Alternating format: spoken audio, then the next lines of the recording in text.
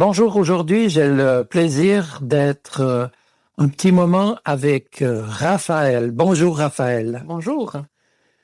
Je sais que tu es infirmière, n'est-ce pas? Oui, c'est juste. Tu travailles dans un hôpital Je travaille en centre de traitement et réadaptation. et ce travail consiste en quoi? Alors, je suis cadre de proximité, ça veut dire que j'ai la responsabilité d'un service en suite de traitement et réadaptation. Des gens qui ont eu par exemple un accident? Ça peut, opération, maladie, c'est très varié. Donc tu travailles, j'imagine, en partenariat notamment avec les physiothérapeutes. Oui, exactement. On a une équipe interdisciplinaire, physio, ergo, diète, des infirmières de liaison, aumôniers, voilà, je crois que j'ai fait le tour. Ce travail d'infirmière, c'est quelque chose que tu as choisi dès le départ ou qui t'est venu un petit peu au fil du temps? Non, c'est arrivé assez vite. J'avais, je pense, 12-13 ans. On peut parler d'un métier ou d'une vocation te concernant? Mhm. Je sais pas. Ça peut être les deux, quand même. Je pense que c'est... Bah, Raphaël veut dire Dieu soigne, donc je pense qu'il y a peut-être aussi un petit quelque chose là-dedans. C'est vrai. Mhm. Un mot qui vient de l'hébreu. Mhm. Le Seigneur soigne. Exactement. Raphaël. Mhm. Le Seigneur guérit aussi. Oui. Et tu assistes des fois à des choses assez extraordinaires, j'imagine. Ah oui, oui, oui. Des personnes qu'on ne pensait pas qui s'en sortiraient, bah, s'en sortent, quoi, quand même, et ressortent de l'hôpital. Oui. Au sortir de ton école obligatoire, comment tu entames ta formation? Alors, comme on ne pouvait pas commencer l'école d'infirmière avant 18 ans, j'ai fait l'école de commerce. Parce que comme je venais de la prime sup, je pouvais pas faire le gymnase. Il aurait fallu faire encore le raccordement. Puis bon, ben, au moins j'avais un métier si j'arrivais pas à rentrer à l'école d'infirmière. On paye commerce donc. Exactement, ouais. Donc je ne me serais pas du tout vue faire, mais bon, voilà. Au moins j'avais quelque chose. Puis après, ben, j'ai commencé l'école d'infirmière. Après, quand même une année de stage. Ça, c'était très bien. J'ai fait mes armes en tant qu'aide, hein. Et puis voilà.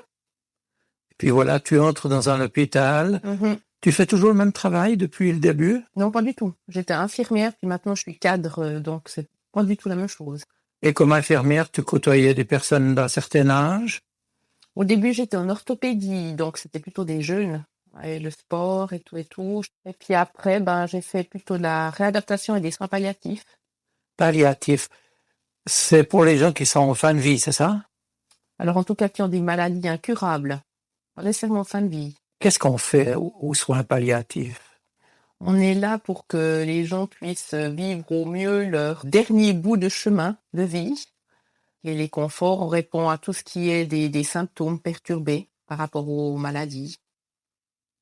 Les gens qui souffrent, Oui, exactement. on les aide à ne pas souffrir. Exactement, ouais. On fait ça comment?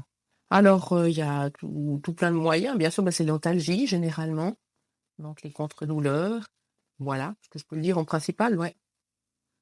Le rôle de l'infirmière en soins palliatifs, j'imagine que ce n'est pas simplement donner des médicaments. Non, du tout. C'est un accompagnement. On est là pour écouter les gens, pour répondre aussi aux besoins des familles.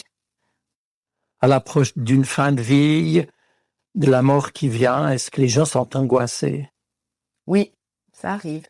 Oui, ça arrive. Qu'est-ce qu'on peut faire? Alors, il y a toutes les ressources au niveau spirituel. Donc, on a un aumônier. Et puis, bah, s'ils sont d'autres confessions que chrétiennes, il peut y avoir des imams. Enfin, voilà, il y a d'autres personnes qui peuvent venir. Est-ce que l'infirmière témoigne des fois de ce qui l'anime? Alors, on n'a pas tellement le droit. Donc, faut être vraiment très, très prudent. Il faut qu'une relation, je dirais, de confiance soit établie avec le patient.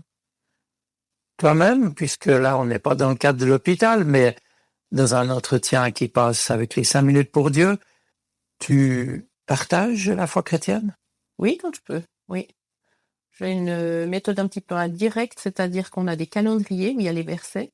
Et puis je les enlève chaque matin, je les donne aux patients pour savoir s'ils veulent le lire et tout ça. Puis il y a des personnes qui accrochent, qui disent ah oui oui oui, il me le faut absolument.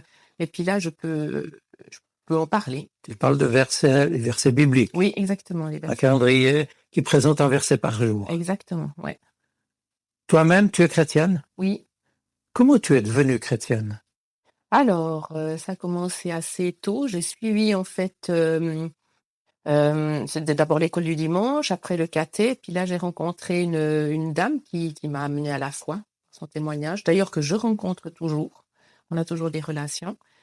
Et puis voilà, puis après ben j'ai continué gentiment. Ça a changé ta vie? Ah oui, bien sûr. Tu étais une crapule avant, tu es devenue une Non, sainte aujourd'hui? non, Pas vraiment. pas vraiment, non. En Non, quoi non. ça a changé ta vie? Ben ça a changé, ça change parce que je peux m'appuyer sur quelqu'un, c'est pas moi qui dirige ma vie. Je mets ma confiance en Dieu totale pour qu'il dirige toute ma vie, pour qu'il intervienne. Et comment tu fais quand tu te trouves face à des situations qui n'évoluent pas, mais qui se détériorent, où tu aurais aimé que, par exemple, avec tes patients, et puis voilà, c'est un échec. Mmh mh. Comment tu peux supporter? Alors, enfin moi je sais que j'ai pas la toute-puissance et puis que si c'est la volonté de Dieu, ben ça se fera ainsi. Pour que si la personne est déjà bien, bien, attention, confortable, on va dire, c'est déjà une belle chose. Et puis on meurt, enfin je veux dire, on est, mais on meurt aussi, donc ça fait partie de la vie. À l'hôpital, la mort a souvent été persona non grata. On essayait de... Comment est-ce qu'on vit ça aujourd'hui? C'est beaucoup plus naturel, mais ça dépend dans quel service. Ça dépend dans quel service, ça dépend quel médecin. Il y a des personnes, je pense, qui accepteront jamais. Mmh. Ma question est indiscrète, mais est-ce que toi-même tu as peur de la mort? Comment tu te situes par rapport à la mort? Non, j'ai pas peur parce que j'ai une conviction comme quoi, ben, j'ai retrouvé mon Seigneur, donc voilà, ça me permet en tout cas pour l'instant d'être en paix. Tu as peur de souffrir? Oui, j'aurais peur de souffrir, oui, bien sûr. Mais je connais les moyens qu'il faut, enfin, qu'on a à disposition à l'hôpital pour ne pas souffrir. La souffrance n'est pas forcément une fatalité. Ah non, non, c'est clair que non. Mmh. Tu as évoqué la foi chrétienne. Comment tu entretiens ta foi chrétienne? Alors je vais, dans une communauté chrétienne régulièrement. Tu lis la Bible? Oui, bien sûr, tous les jours. Comment tu t'y prends? Alors j'ai un calendrier où je peux suivre et puis il y a une petite explication en fait des versets qu'on doit lire, Un guide de lecture en quelque sorte. exactement, oui. Et puis tu pries? Ah oui, aussi tous les jours. Alors dis-moi, est-ce que la prière c'est magique? Non, c'est pas magique, mais c'est nécessaire. Qu'est-ce qui se passe quand tu pries? Quand tu arrives à bien remettre, à tout déposer au pied de la croix, je suis complètement en paix. Quand tu remets les choses à Dieu, Mmh. il te donne sa paix par rapport à ce qui peut arriver, à ce qui peut se passer. Exactement. Et que ça se passe pas comme tu veux.